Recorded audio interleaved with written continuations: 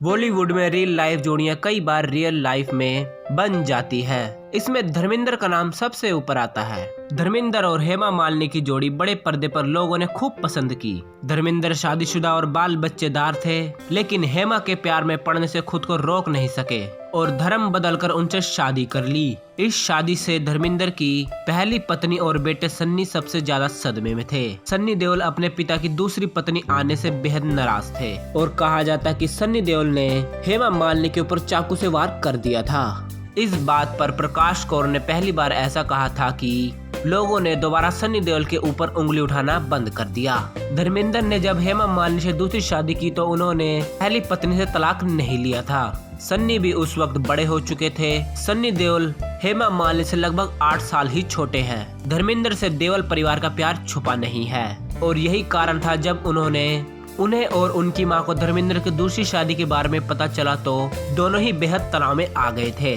धर्मेंद्र ने जब हेमा मालिनी से साल 1980 में शादी की तब वह 4 बच्चों के पिता थे, जिसमें सन्नी देओल सबसे बड़े थे और पिता के साथ दूसरी मां को वह स्वीकार करने की स्थिति में नहीं थे।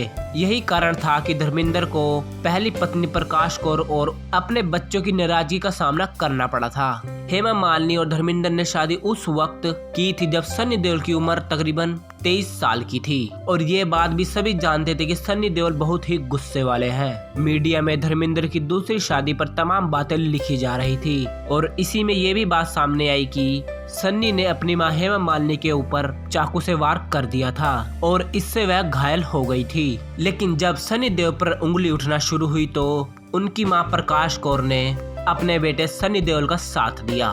प्रकाश कौर ने पहली बार अपने बेटे के बारे में कहा था कि यह सच है कि धर्मेंद्र की दूसरी शादी करने पर वह बहुत नाराज होते थे और उन्हें ये शादी बिल्कुल पसंद नहीं आई और इसी बात के ऊपर सन्नी देओल ने अपनी मां हेमा मालिनी के ऊपर चाकू से वार कर दिया था।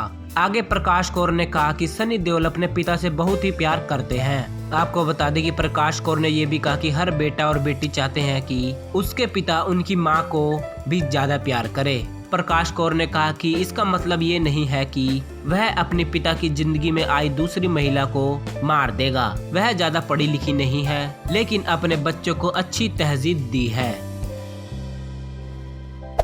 Hey there. Subscribe to my channel and also press this bell icon.